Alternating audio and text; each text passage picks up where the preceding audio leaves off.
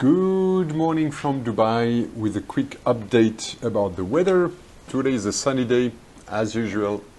Average temperature 35 degrees Celsius, tendency rising, and the humidity is at 45%, which still allows light jogging after sunset. Our webinar this morning spreads far and wide from Dubai to our offices and partners in the GCC region, our embassy in South Africa, Pretoria, the Consulate General of Switzerland in Lagos, Nigeria, and of course, Geneva. To each and everyone in any other place in the world and further galaxy, a warm welcome to all. Why cybersecurity, you'll ask? Well, first and foremost, because Switzerland is a top-notch location for this kind of business. Its strengths, such as neutrality, legal certainty, and political stability, are undeniable assets to this sector. Add to that the high level of privacy protection, and we have a lot of geeks working on that, a low density of regulations as well as the availability of highly specialized engineers, and you've got a winner. When it comes to the UAE, in the past decades, it has been able to deviate away from its inclination towards being an oil-rich economy and has placed digital transformation at the center and the heart of its national strategy. This became evident in 2017 when the UAE surprised the world by becoming the first nation to have a minister for artificial intelligence, and again more recently when it announced a cabinet reshuffle and appointed a minister to oversee digital economy, AI, and remote work applications. All this won't work without cybersecurity. Period. That's it. It's a fact. So at this point, I'm very happy to step back, and without further ado, allow me to pass on to our keynote speaker, Stephen Meyer, CEO of Zendata in beautiful Geneva, Switzerland. Hello. Since the slide appeared, there's been one death because of a car accident. And before this slide would disappear, there are going to be 5 more deaths in car accidents. Car kill a lot of people. It's a tragedy. But we have technological things that help us protect people while they're in the car. We have the bumpers that distort during an accident. You have the airbags and the seat belt. What you can see on the slide is the formula that explains how all this works together in order for a driver to survive a car accident. You, as a driver of your car, you don't need to understand this formula. At the end of the day, there are 2 things you need to understand. Attach your seatbelt and don't drive too quickly. So now, as a driver of your company, you don't need to understand everything about cybersecurity. Cybersecurity is not your concern. But the same way as a driver of a car, you need to understand how things work, how things interact, what are the tensions between the usability, the security, and the cost, so you can take the right decisions as the driver of a company, the same way that you take the right decision as a driver of a car to attach your seatbelt and not drive too quickly. So we're talking about cybersecurity. Why is it a topic? Well, cybercrime in 2021 is going to cost an estimate of $6 trillion. If we compare $6 trillion to a GDP of a country, it would be the 3rd most rich country in the world, just after the USA and China. It's a huge amount of money. And if we put it in a different perspective, every minute we have roughly 2,000 people that get scammed online. In our head, previously, we thought hackers were people in the basement, young students that are bored to death and are just having fun. But it's not the case anymore. Cybercrime became industrialized. Cybercrime became nuclear. People who are doing the crime in the street, the mafia, the gangsters, realized that actually being outside in the cold in Switzerland or outside in the heat in Dubai is not really pleasant.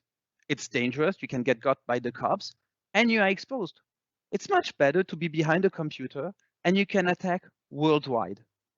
And this mind shift happened a few years ago. And we see now that cybercrime makes more money for criminals than does weapons, drugs, and prostitution combined. Obviously, we still have the other type of hackers. Cybercrime is roughly 85% of it. The rest is state hackers, which can be a big concern. For example, if you are in oil and gas, innovation, if you work for government, we say that if you are in the top 10 worldwide of your field, there's a big chance that states are going to try to hack you. On the other side, you also have hacktivists, people who don't agree with your company, who are jealous, who think your company is not ethical. And we see a lot of hacktivists. We had Anonymous a few years ago that were very active. And these guys too are really targeting companies that are publicly available and can have like ecological concerns like oil and gas company. So in all, when we look at the ecosystem, we have 85% of criminals who are just looking for money. And then we have the government that want to do some spying or support their own country. And finally, the hacktivists who want to make a public statement. Okay, so now I got your attention. Big numbers. So you say hackers is something that can happen. But does it really concern you? Does it concern your company? Okay, so essentially what we can do, we can split the world in two, in SMBs and in big corporation. We'll see if the ambassador from South Africa, Mr. Schneider, is able to join us. Great. As you know, Mr. the Ambassador, in Switzerland, we mainly have SMBs. Is it the same situation in South Africa? Thank you for this question, Stephen, and greetings from South Africa. It is true, for Switzerland, the SMEs build the backbone of the economy. And during the ongoing global health crisis, the amount of SMEs here in South Africa shrunk significantly. The top 1,000 big companies employ about 60% of the working population. Linking the businesses, organizations to the cybersecurity question, it can be said that depending on the industry, the perceived importance about cybersecurity also varies a lot. This means, for example, that the businesses in the business service industries, the SMEs, not only are a major contributor to turnover, but they also have a great affinity to see the need for cybersecurity and risk assessment.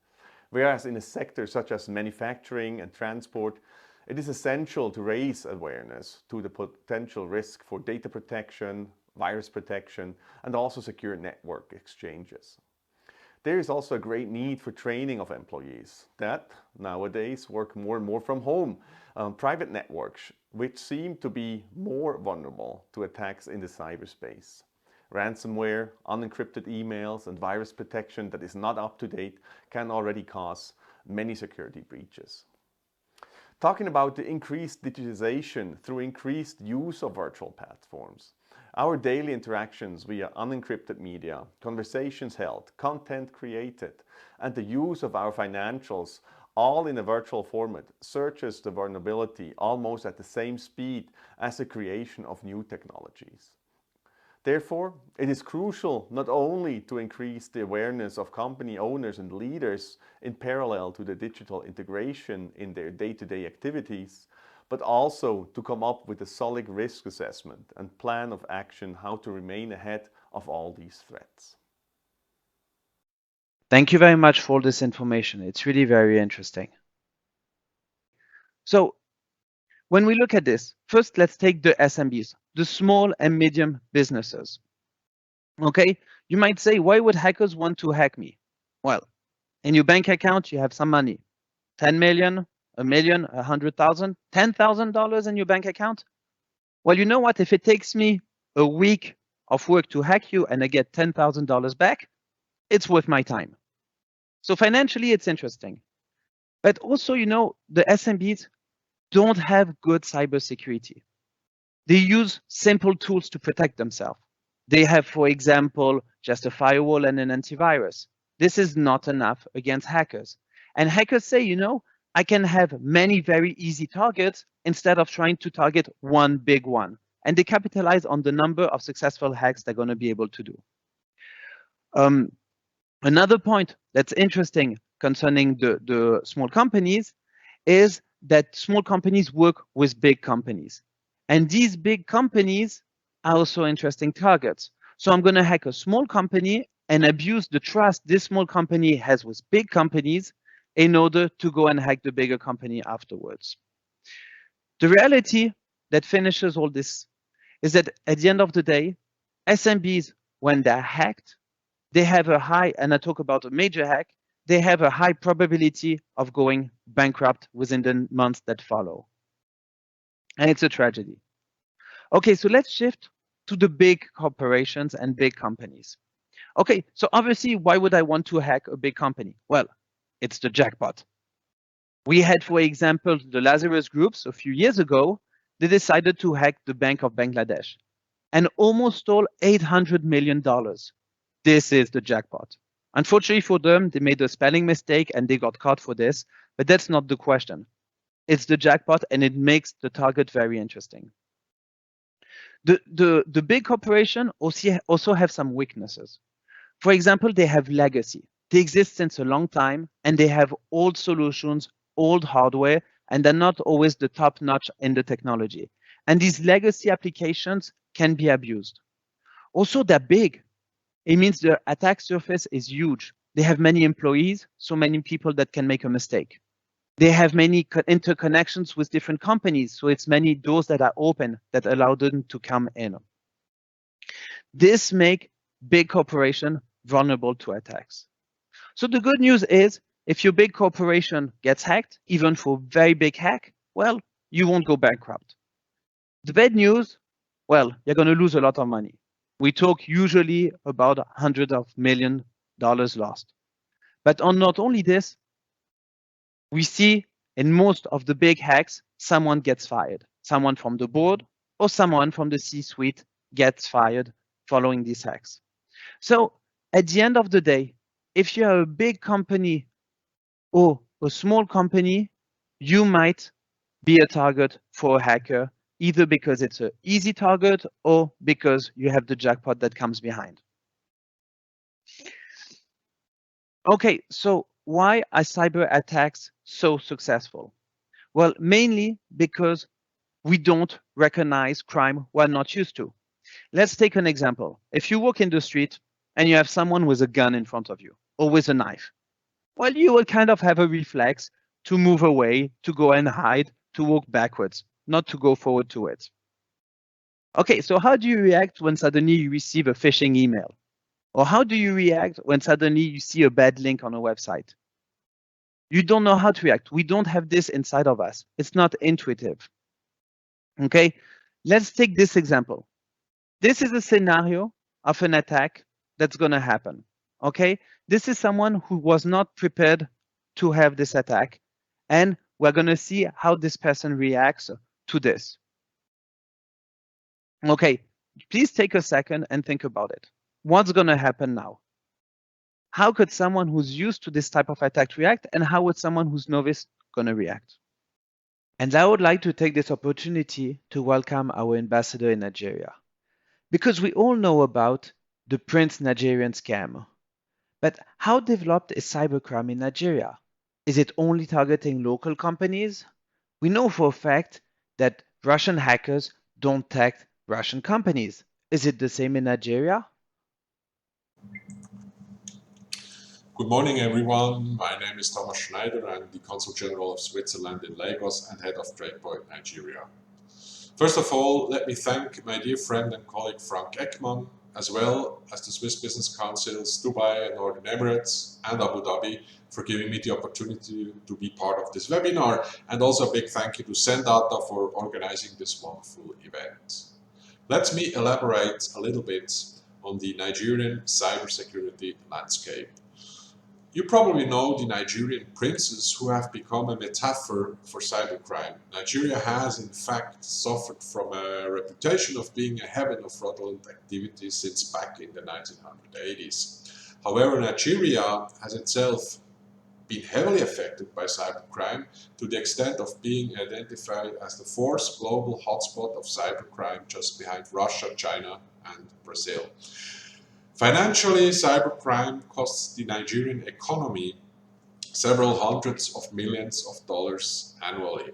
In terms of types of crimes, both Nigerian perpetrators and victims are more likely to be implicated in money-related cases rather than socio-political crimes. Therefore, I would like to put the financial industry in a special focus here.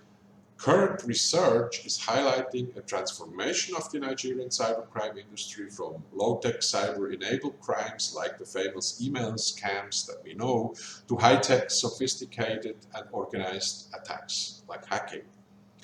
It is not therefore a surprise following this that the banking industry is experiencing this transformational wave, as it is where the money is, and Nigerian criminals are of course primarily motivated by financial incentives. And how do the banks respond, or the financial industry in general respond to this?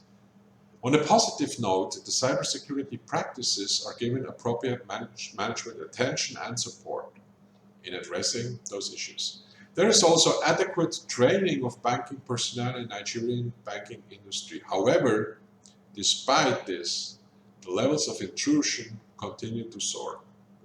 This is because the banks may be struggling to stay up to date with the latest technological advances. And current security practices in Nigerian banking industry are no longer adequate to combat the increasingly sophisticated cyber-dependent breaches. And an interesting figure, just to illustrate the scope of the fintech industry in Nigeria, electronic financial transactions grew by 90% in Q1 2021 compared to the same period last year. Nigerians are massively embracing electronic transactions, including cryptocurrencies, where Nigeria is the second largest turnover in cryptocurrencies worldwide. In conclusion, although Nigeria has the first legislation against cybercrime globally, both its effectiveness and compliance levels remain low, as cybersecurity breaches targeting Nigerian companies in general are becoming more technologically sophisticated. There is definitely a need of state-of-the-art measures to combat this phenomenon. Thank you for your attention and have a wonderful day. Thank you, Mr. the Ambassador. And now let's go back to our car incident. What's gonna happen?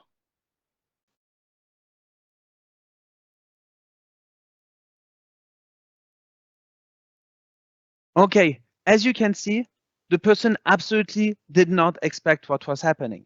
There was something that happened to the car. Instead of turning off the engine and locking the car before going out, just left the car open. This person was not used to crime and was surprised when suddenly a crime arrived to her. Okay? This is the problem of mindset we have nowadays with cybersecurity. We're not used to this crime, so we get surprised.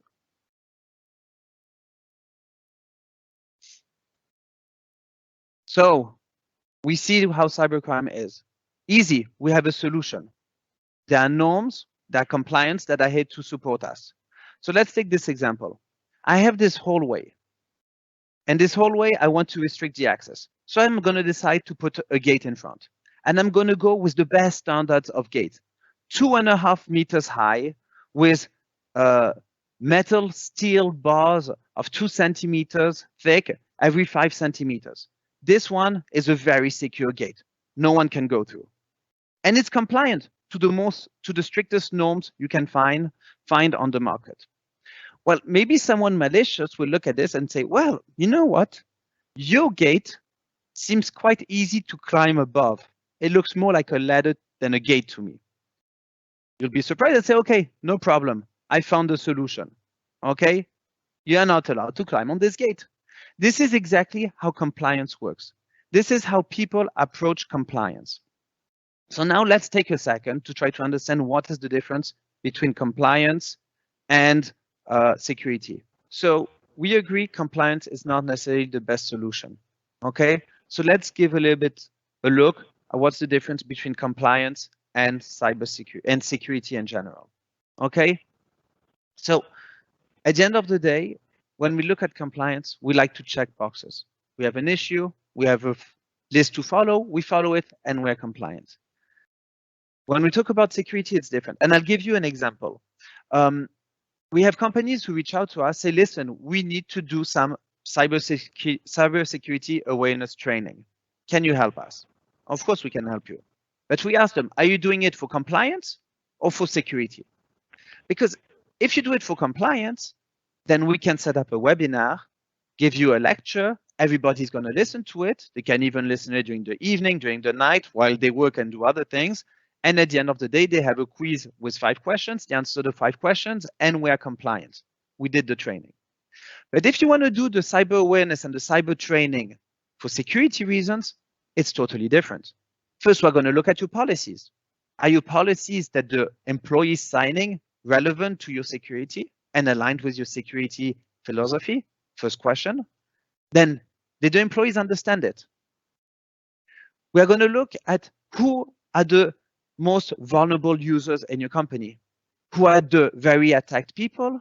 Who are the people who are very clumsy and always click on the bad links? And at the end of the day, it's much more interesting for us to do one-to-one sessions with people who are very vulnerable, who are always attacked, who are always doing mistakes, and not training the people who already understand everything about cybersecurity. So doing the compliant way, you are going to get something that's going to be normalized for everyone, but not efficient. Doing the secure way, you're going to have something customized for you, for your needs, and for the way you work. So why is compliance so popular? Well, actually, compliance has something that's amazing. If you follow everything and if you do everything by the rules, you can be 100% compliant. It's just a question of putting the time, the budget, and the energy, and you'll be compliant, you'll be successful. Security, how much effort you put, how much energy you put, how much money you put, you will never be 100% secure. So again, for the board, for your partners, it's much easier to show compliance than to show security. But compliance is not a solution as is. At the end of the day, when we look at the different issues and the different ways to approach compliance and security, we realize that there's one major difference. And it's we're talking about the risk. What is the risk you're fighting against? And I would like to continue a little bit on this topic, the topic of risk. Okay. Let's say you're a bank and we're in the early 2000s. And you say, guys, we need to be a little bit more innovative. We're going to start something new, something breaking new. We're going to do the e-banking. It's a new, very cool thing that enables our customers to go online and do bank transactions. They don't have to go at our bank office. So everybody's going to find this amazing. And then suddenly you're going to have the risk managers going to raise their hands and say, hey, guys and girls, be very careful. It can be dangerous. We can have fraud. We can have theft. We can have people hacking us. Maybe we have problems with compliance or with responsibility in case there's a loss of money. And suddenly we realize that when you want to do some innovation, when you want to be on the cutting edge, you're increasing your risk. You're creating new risk. And you have to find this balance between the risk you are ready to take in order to be more competitive or to be on the cutting edge. So this is something known to everyone. There are 4 ways to handle risk. First thing is to avoid the risk. Well, in this case, our bank will not do e-banking and there won't be any risk. This is easy, but then your company might not survive very long because you're not competitive. You're not on the cutting edge. You're not innovating. Okay, so the second step that you can do to handle your risk is to transfer it. Transferring the risk is what insurances are known to do. Okay, I have a risk, I'm going to give it to the insurance, and when something happens, the insurance is going to pay me back. Good, you're going to get your money back. But your reputation, the trust of your clients, this you won't get back. The loss of your product, the loss of the enthusiasm of your team, of the trust people have, this you won't get back. So it's a fallback plan, but definitely it's not a plan. So we actually have 2 solutions left to handle our risk. We can mitigate it or we can accept it. And this is where the conversation gets really interesting. How do we manage our risk? How can we do risk-based security? So, well, the first thing to do is to understand what are your business risks. Okay, let's take, for example, the business risks for your company is its reputation. You capitalize on the reputation of your company for your clients to trust you, to come towards you, and to stay with you. Okay, so this is the first thing you start with. Then you're going to understand what are the cybersecurity incidents, what are the cybersecurity threats that can touch your business risks. Okay, so we can say, well, clearly if somebody is impersonating my domain name, is sending emails pretending to be in B, this can target my reputation. If my website goes down, this can target my reputation. If confidential information from my company gets leaked, this can target my reputation. So this is the second line of reflection you have to do. And then you continue digging and you're going to look at your security controls. What controls did I put in place to mitigate the attacks we just talked about? Okay, so do I have good security for my email? Do I have good security for my website? These are the kind of questions. And by looking at the security of the different controls you put in place, of how efficient the different things you have, it's going to influence the probability or the impact of the cyber risks you are looking at. And going up, knowing that these cyber risks have a high probability of happening, you can then say this business risk is in danger, or this risk might happen to this critical business asset of mine. And by going by stages and working like this, you can be very efficient because you know that by solving these controls, immediately you are going to be able to protect against these cyber threats and therefore have your business risk solved. So how do we do this? Well, everybody has a role to play. But first, I would like to share with you another story, something that happened 6 months ago.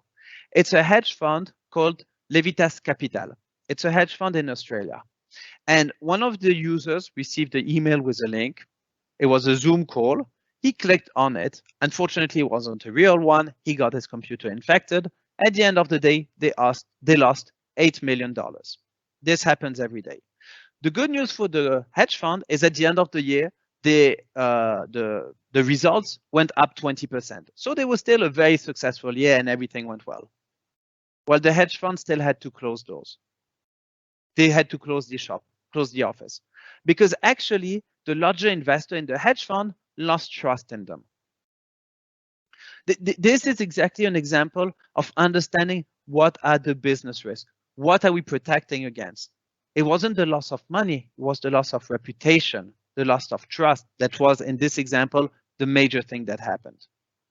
Okay, so as a board member, what can I do? What should I do? Well, the first thing you should do is to define what are your business risks. What are the things that are concerning me? What are the things that are concerning my company? Okay, then you have to say what are the fears you have. What is things that are stressing us, keeping us at night? We know that our company is successful due to this, and we're afraid our competitors, criminals, governments, hackers will do this to us. And when you put these two things together, you are able to define what is your risk appetite. The risk appetite is really saying how much risk I'm willing to take in order to be better than the other ones. So once you have this information, what is my business risk? What are the things that I'm afraid of and how much risk I am willing to take? We're able to have a good conversation. And this would be the first level we talked about. And this information, we can bring it down. We can bring it down to your CISO, the person who's responsible for cybersecurity in your company. Okay? And the CISO, he's going to say, okay, this is the situation we're in. This is our cyber maturity. This is how good we are compared to the market, compared to the other people, compared to where you want to be. If you have a risk appetite that's very big, maybe your cyber maturity doesn't have to be that wide because you're accepting a lot of risk. If not, you need a cybersecurity that's very high. Okay, then the CISO is going to set up some metrics. He's going to say, this is what we need to do. This is where we have to go.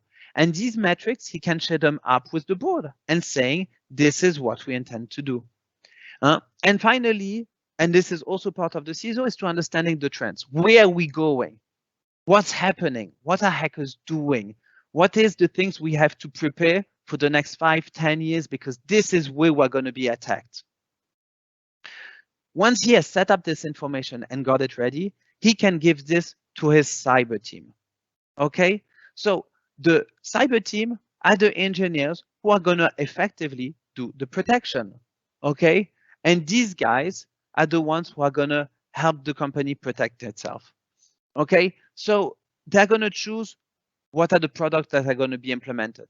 They're going to look and say, okay, these are the tools we need to put in place. This is how the market is, and this is how to choose it.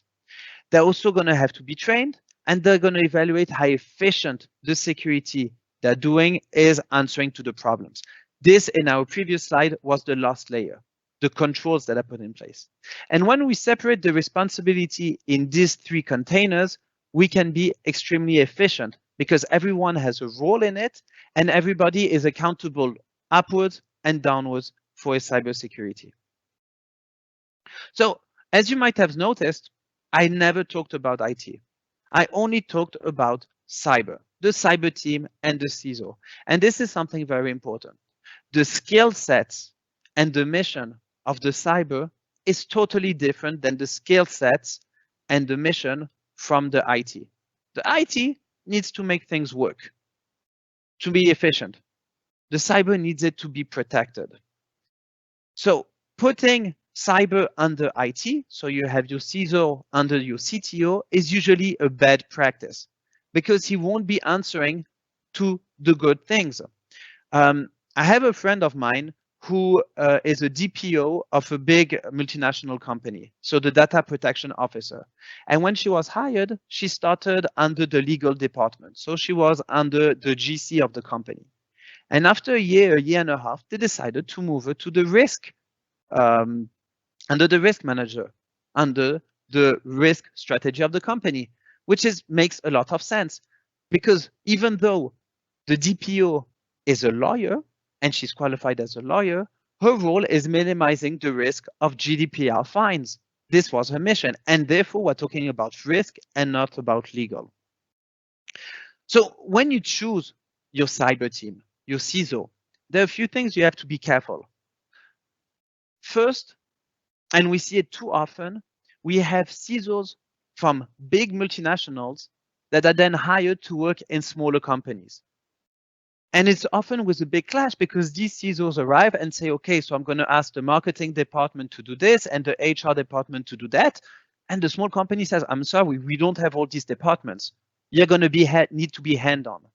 So being very careful that when we hire these people to understand they're a good fit for the company, not only on the skill set, but on the attitude, on the philosophy. We had another case where we had the CISO of a big bank that was then hired by a social network company. The issues are totally different. The mindset is totally different. And when you don't have them aligned, then you can have clashes, then you can have problems. Choosing your CISO, choosing your cyber team is very, very important.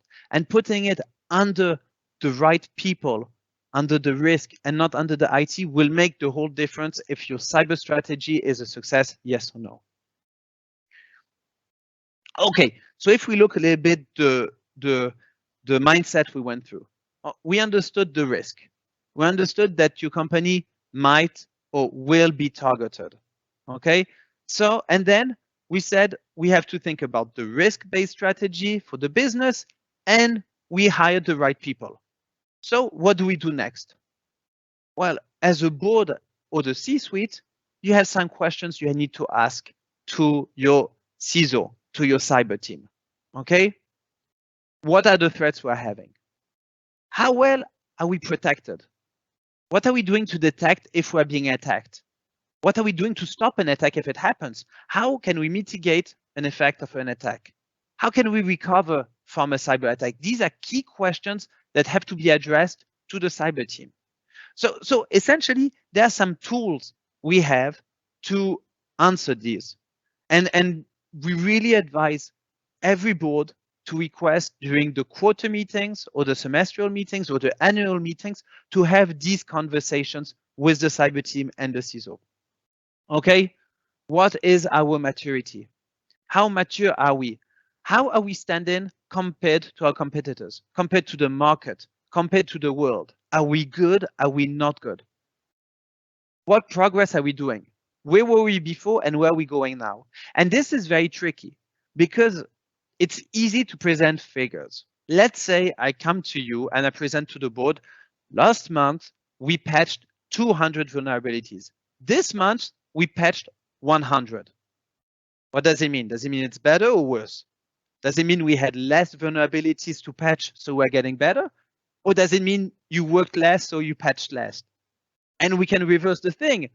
If suddenly the number of vulnerabilities patches are increasing, does it mean you have a new tool and you're patching better? Or does it mean the tools you were using in your infrastructure were weak and all needed to be patched to be compliant or effective? So giving numbers without the context does not help. We need to see the progress. These were the issues we had then. These are the issues that we don't have anymore because we solved them. And this is how effective we are with them. Then we have to look at what to do next. Next month, or next trimester, or next year, we are going to target these issues. This is what we expect, and this is what we expect as an outcome for this. And for the final question is what you as a board can do to support. And this is very important. What do you need? And the CISO can say, we need more budget. I need a bigger team. I need my team to be trained more on these specific topics. We need to embrace these new technologies, or we need to work with this type of companies. And this is a very critical thing because without the help of the board, he will not be able to accomplish his milestones, and therefore your maturity won't increase. And the only reason you have your CISO is to become better, because hackers are becoming better. And if you don't become better, your risks are just going to increase. I would like to share with you a secret. And I know we're connected with different embassies around the world, so I hope I'm not going to do too much breach. This secret is a top secret, a top national secret. I'm going to share with you the password of the president of Kosovo. And I'm serious. Please focus on this. This is the president of the Kosovo login on his computer. You missed it? I'm sorry. Let's just run it again. Yes, it's what you thought. 1, 2, 3, 4, 5, 6. This is the password of the president of the Kosovo on TV. As a C-suite person, as a C-level employee, as a board member, you need to lead by example. And this, if it's the only thing you're going to take out from the whole talk, is this. You need to show the example. And I'll tell you a story that happened during the COVID for a company who called us a little bit desperate. They had an internal process where the secretary received all the invoices. She had to give them to the CEO, CFO, I don't remember. He would sign off on them, and then she would make all the payments. COVID happened. They were not in the same building. I don't even know if they were in the same city. So she was doing sometimes calling him, explaining what was on the invoice, sometimes taking pictures of them and sending them by WhatsApp. She didn't have a scanner. And you know what? The CEO got bored with this and just got angry and said, you know what? You're breaking my balls with all this story. Just make all the payments. And as you can guess, obviously in one of the payments, there was one that was not legit and they lost money. And he was angry with his secretary. No, I'm sorry.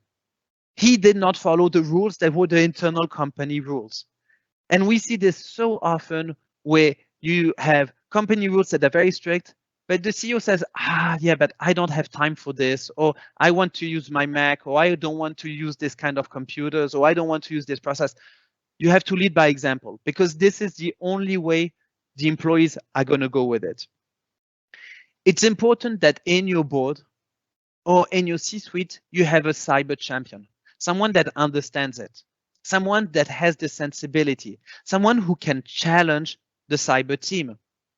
Go to your cyber team, go to your CISO and say, guys, what could be the worst scenario that would happen to us?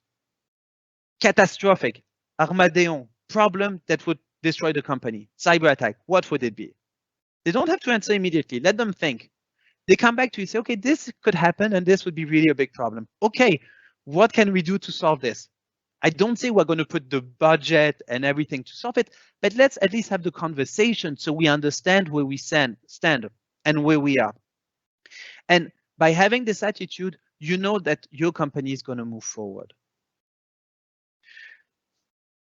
Well, I would like to finish my talk by first apologizing for a few things.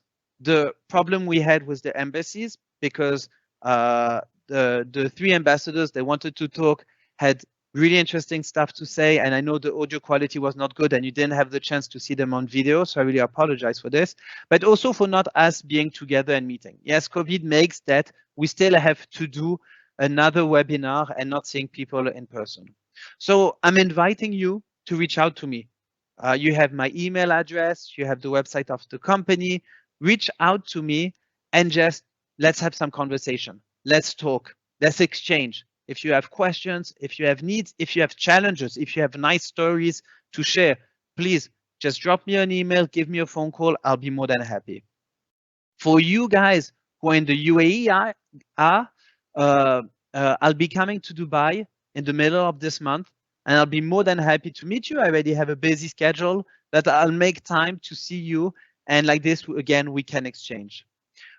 For the few minutes we have left for this presentation, we opened a Q&A session. You are able during the whole talk to ask questions in the chat. I know people are making me sign that we have a number of interesting questions. So I'll open the floor to Nelo to read out loud the questions that we received so I can answer to them and we can have a little bit of conversation, even though not in person. As human, we can do them. Sure. So, Steven, the first question we got is if we are a small company, if we don't have a CISO or a cyber team, while we organize a cybersecurity meeting with a third party, for example, who should be present at that meeting? So, thank you very much, Nilo. Yeah, this is a good question. So obviously, as we said, we cannot expect small companies to have the same infrastructure as the big companies. As we said, you need a champion. You need someone who takes responsibility for cybersecurity in the company. If you cannot have a CISO as is, maybe you can outsource the CISO. CISO as a service, outsource it to a company who can have a CISO that's going to look at your infrastructure, advise you how to make things better, and even be present during these kinds of meetings. More and more, we have legally or by compliance, you need to have someone that answers the title of CISO. And I would insist again, it's very convenient to just say our CTO is also going to be our CISO. The same way we see often people saying our COO is also the CFO. You're exposing yourself at risk because this person is going to have two hats to wear and sometimes going to have internal challenges. So if you cannot afford having a full-time employee or a part-time employee as a CISO, the logical step would be to have outsource it and ask someone external to act as your CISO. Okay, thanks. Also, another question, is cybersecurity as a must-have tool for every and any kind of company, no matter the size of the company, and also how? Okay, so thank you for this question. Yes, I mean, let's say every company needs to address cybersecurity in a way or another. This is something that has to be done. The question is then, how do you address it? Small companies are going to be attacked by cyber attacks, as we discussed this previously. So at the end of the day, if you don't have anyone or anything that's going to be able to protect you against the cyber attacks, you are going to be vulnerable. You might be attacked. So the best thing to do is to have someone responsible for your cybersecurity, or just answering it, or taking this into consideration, even though you're a small company. Okay, I see Nilo has an issue with his headset. definitely today is the issue day. As you can see, we're not an IT company, we're a cyber company. The next question will be,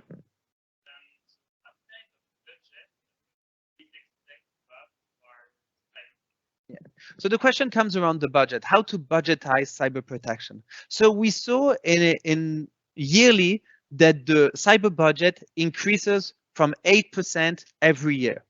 And this is the first metric, and many people say, yeah, 10% of your IT budget should be the cyber budget.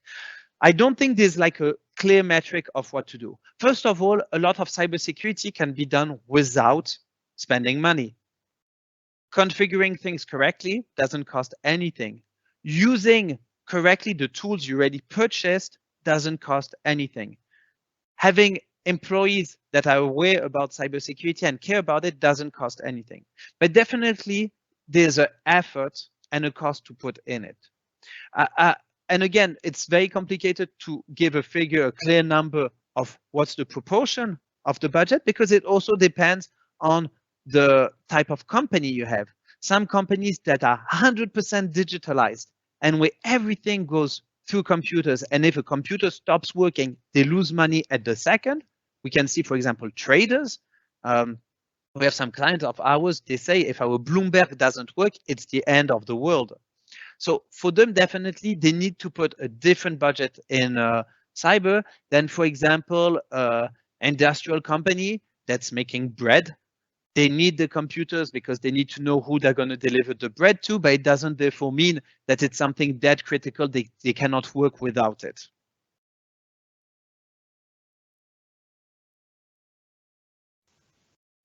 Okay, so we can have also another question. How can small company can protect themselves when even big companies and big organizations get hacked? Yeah, this is a very good question, and it's a concern we hear very often. If the big ones get hacked, we saw that the end of the year there was a major supply chain attack on the US government. How can small companies compare to this? Well, one thing we have to take into account is most of the cyber attacks are criminal. As we said, 85% of cyber attacks are criminals. So when you want to protect against cyber criminals, these guys are rational. They have a number of energy, budget, and time they're going to put into attacking you for a return that's going to come back in. So you need your cybersecurity to be above the gain that a cyber criminal is going to have, is going to get back. So definitely a cyber criminal is willing to put more energy, more effort, more time into hacking a big company than a small one. So the way you have to balance your security is really compared to how much energy threat actors are going to put into hacking you. And that's why small companies can have an effective cybersecurity strategy and posture, even though they have a much lower budget and means than a big company. Okay, and I think it's the last question. So let's say I am a small company and I want to start to gain cyber maturity. I want to be better protected. What are the first steps I need to take? What is the first thing I need to do? Well, the first thing is to call me. No, this is the second thing. No, definitely the first thing you should do is to understand what is your risk and what is your posture. And again, doing this little slide we presented before, where you had your business risks that are drawn down, and then you say, okay, these business risks, how can they be targeted by cyber attacks? How can they be exploited by cyber attacks? And then asking yourself, what am I doing to protect against them? This would be the first thing in your mindset. You can ask, because in most cases, especially small companies, the cyber is managed by the IT team. So you can have this conversation with your IT guys saying, okay, what are we doing? How good are you in cyber, and what should we ask someone else to help us with? Because definitely they don't have enough time and resources to answer all your cyber needs. But you don't want to put them aside. They know your infrastructure and they've been protecting you since the beginning. So it's having these kinds of conversations that are really important. One other thing, and we see very often done, is to communicate with other people in the same sector as yours. What are my competitors doing? What are the other people doing in the same field as mine, in the same region as mine, in the same type of size of company as mine? Because they might have best practice or lesson learned that sharing with you might really help. Thank you. We have also a lot of new questions that are coming. With more and more information exchanging, being like the smartphone, cloud access, credit card, how can we endure security when there is always more object connected, more difficult and Yes. So this is a real challenge because our digitalization is increasing so quickly. We often get lost or submerged by all this information. You talked about cloud. I mean, there's not 1 week that goes by where people don't call us and say, can we go to the cloud? Is it more or less secure? Am I going to be compliant with my financial norms or medical norms if I put information in the cloud? So these are legit questions. Again, I think it's very important to see what you want to protect. You say, okay, we have credit card information flowing, we have customers' data flowing in, we have our assets that are managed from homes and not at the office anymore. And I think this is the first thing to understand is what is our posture, how are we standing, and where are our risks. Definitely, it's important to understand that cyber threats, they change very quickly, they evolve very quickly. Hackers are very innovative. As we said, they steal a lot of money. I don't know if you saw, guys and girls, sorry, in the last month, there was a Taiwanese company that got hacked, and they threatened to publish all the schematics of the new Apple computers. And they threatened to publish it if there was not a ransom of $50 million paid. We're talking about $50 million paid. I mean, if the victims pay this money, we suddenly have cyber criminals that have $50 million in their pocket that they can reinvest in recruiting new talents, in buying vulnerabilities, in doing R&D to be even more efficient. This is really an arms race, and it's critical for us as companies, as us as the good guys, to stay ahead of these threats, understanding what are the threats, what are the hackers trying to steal, how are they doing it. So like this, when you say, listen, we're receiving our credit card's number through this thing, you need someone in your company to raise their hand and say, listen, I read that now hackers are abusing this thing, and this is the way you should protect yourself against it.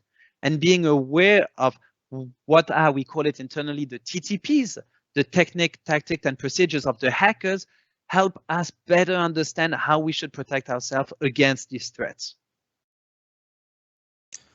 Cool. Another question. Some countries that have higher risk of attack than other, or is it all the same all around the world? Well, so the sad thing with hackers is they can hack you from anywhere in the world, and they can target people anywhere in the world. And we see it with criminality, with hacktivists, and with cyber espionage. So there are some countries that are more targeted than other ones, for sure. Let's say that countries that are wealthy are more targeted. Unfortunately for us in Switzerland, well, we are kind of targeted because Switzerland has kind of this image of being a wealthy country. I guess you might have the same issue in Dubai. That being said, there's not only the fact that a country is targeted that says if people are going to be more successful. The mindset is very different. Let's put it this way. In South Africa, people are used to street crime. They know what it is. They understand what street crime is, compared to Switzerland and Dubai, with something that we see much less. So people have more trust in things they use, in the behavior. People maybe are not going to lock the car when they go home, or are going to leave the wallet on the table in the restaurant when they go in the toilet. Well, when restaurants open again, this is a different issue. So we can see clearly that hackers abuse this kind of natural trust we have within our environment to target some countries. So if you combine wealthy countries that have low street crime, then suddenly they're going to be prime targets because the success rate is going to be high and the return on investment from the hacker is going to be high. Cool, and I think this one is the last question.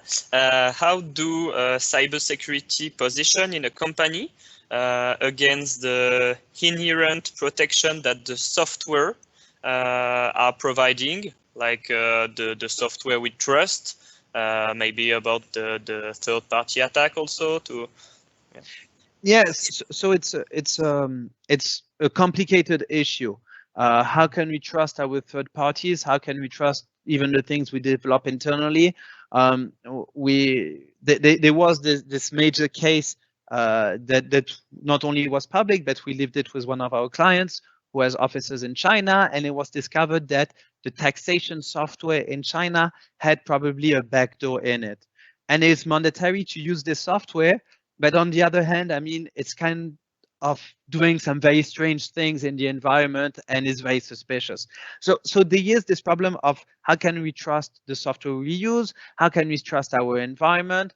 We talk a lot about supply attack chains. How can we do that? And this is something very tricky. And there's not a good or wrong answer. The real answer is like we need to talk about it. We need to figure out solutions. One of the solutions we figured out with our client was simply to say, you know what, we're going to install this tax software on a dedicated computer that's disconnected from all the rest of the environment. Like this, we are compliant with this software, but we don't take the risk that it might expose. But this is not just something the CISO is going to say and do it. This is a conversation you need to have with your CFO, who's responsible for this, with your IT team that's responsible for deploying the software, and maybe with your engineers or your network team to be sure that the network is capable of having this kind of isolation. So raising up the problem, saying this is the issue we're facing, and trying to find together a solution is very important. And this raises another point that we talked about a little bit previously, is the CISO cannot just be isolated somewhere. He needs to interact with all the different teams you have. He needs to interact with the HR, because if you need to train employees, it goes through the HR, but you also need to interact with your IT, with your CFO, with your COO, and even more important, to have these connections and people knowing each other, because when an incident's going to happen, and there's a probability an incident might happen, that at least is going to be managed correctly. People are going to know each other, know how to react, know who I'm not going to say who they can trust, but who they can work with efficiently. So definitely, it's a very important point to have this communication throughout departments in order to address either technical issues or even organizational issues throughout the company. I guess this was the last question, or we still have more?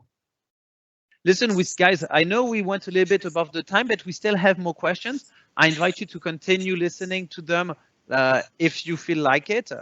Actually, no, you should listen to them because I'm sure they're interesting.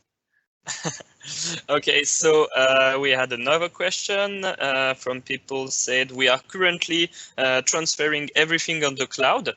Is it too early, or is it the good time? How we need to think about that? Yeah, so the cloud, as I said before, is a very, very heavy and important topic.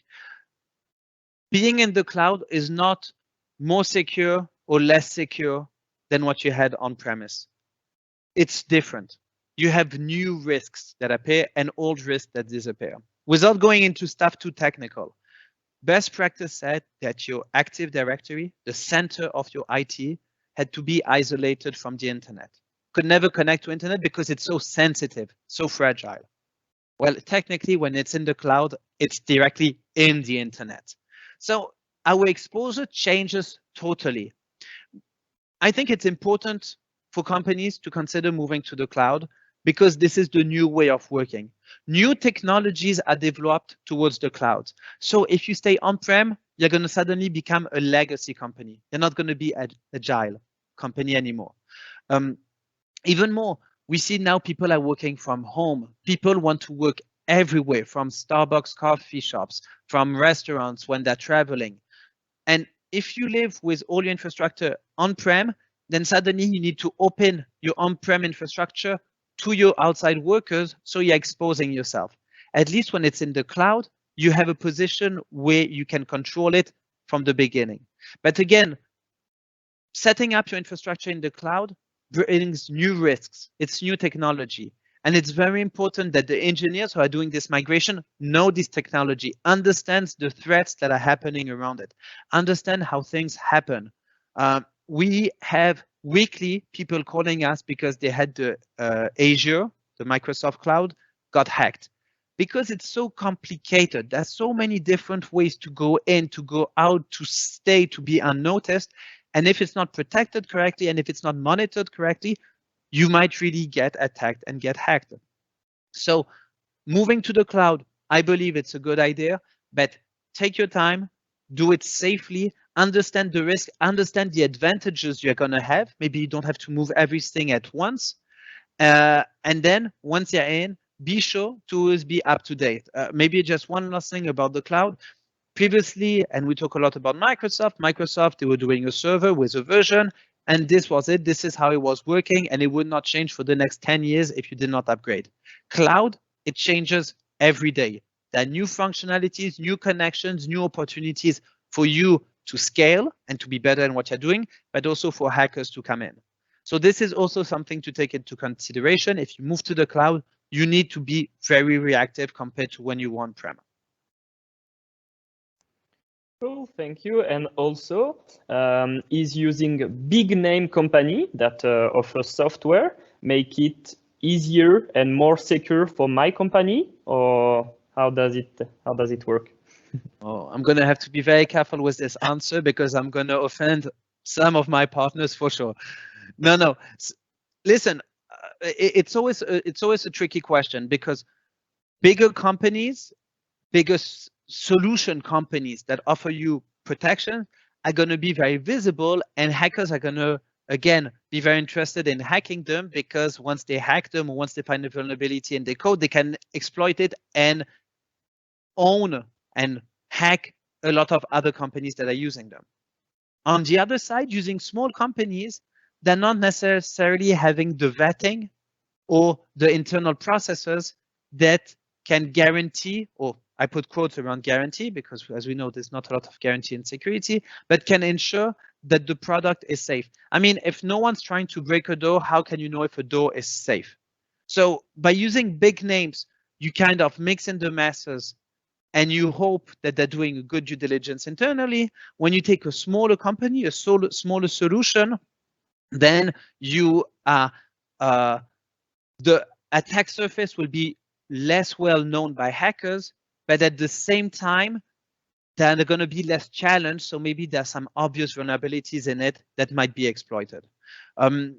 Internally, we have a mix of both. We mainly work with bigger names because our expectations of deliverability from the companies are quite high.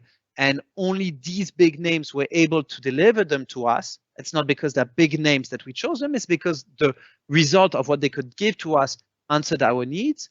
But we also have some very niche companies we work with.